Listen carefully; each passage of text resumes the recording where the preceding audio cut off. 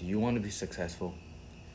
You want to actually achieve something with your purpose, whatever that purpose might be, whether it's career, fitness, relationships, personal growth. You need to start setting some goals, period. And that's the foundational step. And here's the crucial part. Something many people misunderstand, and it often stops them before they even begin, is that your goals do not have to be these massive, earth shattering, climb Mount Everest, become a million overnight kind of goals. In fact, those can often be counterproductive at the start, and they could feel so big, so far away that they just demotivate you. And think about it. If your first goal is to become a professional athlete, but you haven't even gone for jogging a year and you're 200 pounds fat, then that's probably not the best starting point, and because it's too big, too abstract. Instead, I'm talking about something small. Start something very small. It could be as small as benching one plate in the gym as a new PR. It could be finishing that book you started 3 months ago and you just left on your nightstand. It could be learning three new chords on a guitar or finally organizing that one messy drawer in your kitchen. Or it could be meditating for 5 minutes every morning just for a week. The size of the goal isn't as important as the act of creating it and working towards it. Whatever it is, big or small, create goals. Let's just call them stepping stone goals. Small achievable victory that build momentum for you to improve massively. Now, why is this so crucial and important? Why bother writing things down when you can just think about them? Well, the reason is because writing down goals, especially those that will actually get your ass off the couch, will make you 10 times better than how you were before you even wrote down those goals to begin with. Let's okay, let's break it down. We all know that feeling. That feeling of inertia. You wake up, maybe you have good intentions, but then the phone is there. One quick check at Instagram turns into 20 minutes, then TikTok, then YouTube, and before you know it, hours have gone by and you've been doom scrolling, bro. And let's be real, it is genuinely hard, in my opinion, to literally just do nothing at all in your day besides scrolling Instagram and TikTok, bro. It just is. And it's physically easy, but mentally and emotionally exhausting, and it doesn't give you a good return on investment, and that is instant gratification. There are so many times that I've gotten stuck in that exact situation where I would just doom scroll all day and I would feel like complete garbage afterwards. Not physically tired, but emotionally drained, mentally foggy, and filled with a low grade sense of regret or anxiety. And that feeling tells you everything that you already need to know about yourself. It means that this activity, this endless consumption, is not benefiting me whatsoever, besides maybe giving my dopamine a quick artificial hit. It's like eating junk food, you know? It tastes good now, but then you feel bloated and sluggish, and that shit, you feel like ass afterwards. And that fade hits fast, bro. And you feel empty, unaccomplished, and worse than when you even started eating it, bro. And when you have a goal, even a small one, it provides an alternative.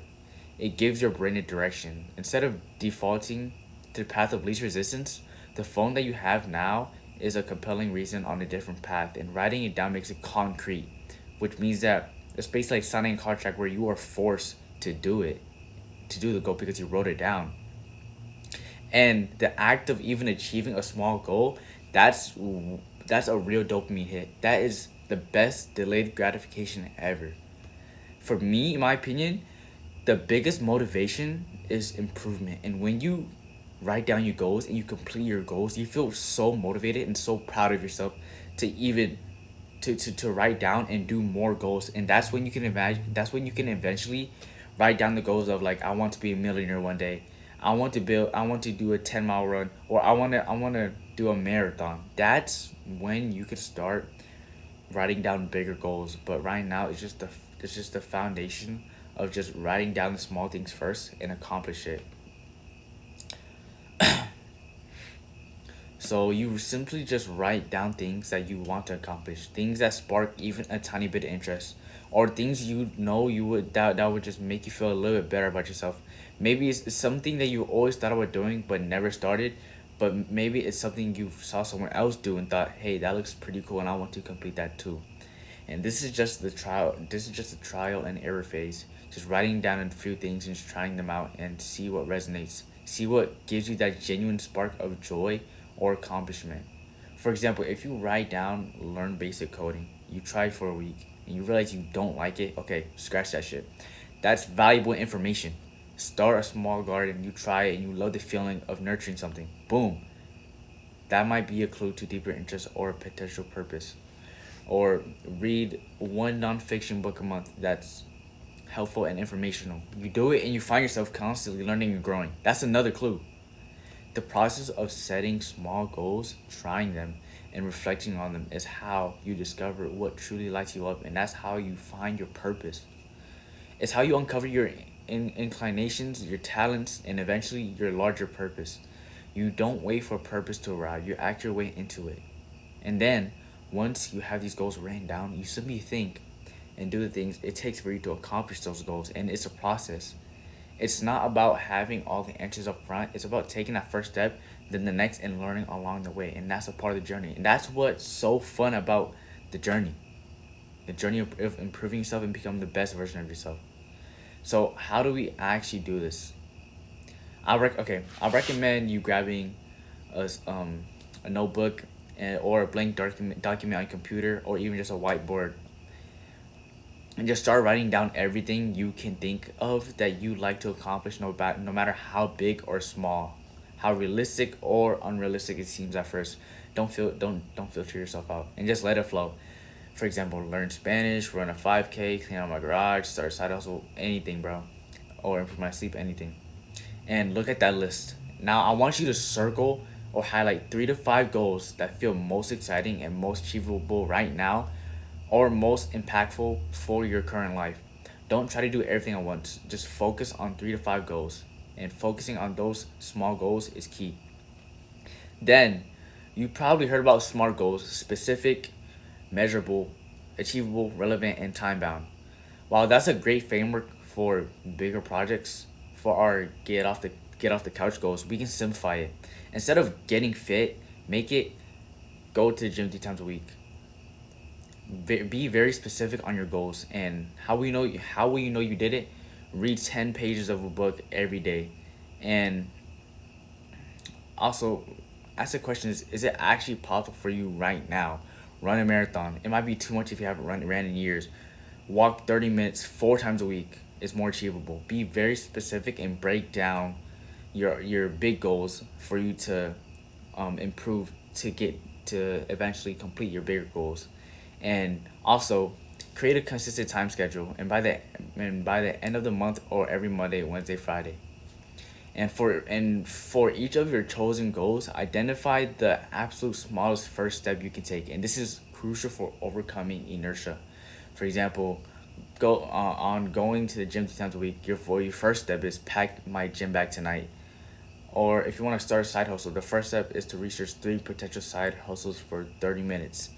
And if you want to read 10 pages a day, first step, pick out the book that you actually want to read.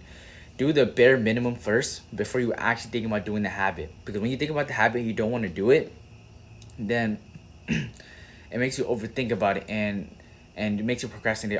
It makes you procrastinate on it. For example, whenever I would go to the gym, I would not feel like going to the gym. But for me, if I wanted to get my ass up first, I would focus on getting my ass off the couch, and then my next step would be to grab my shoes, to get in my bike because I can't drive, and then bike to the gym. And then since I'm already there at the gym, I'm like, I might as well just work out. And if I don't want to hit a certain workout, I'll be like, well, just go to the machine first, set up the weight. Step three, just lift the weight up, and then you would just automatically do it because you're already there anyways. And yeah, it sounds easy on paper and it's simple, but if it was so easy, you would already be doing it, wouldn't you? You would already be accomplishing your goals, and the truth is, most people aren't. Why? Because easy often gets confused with effortless. And writing it down is easy.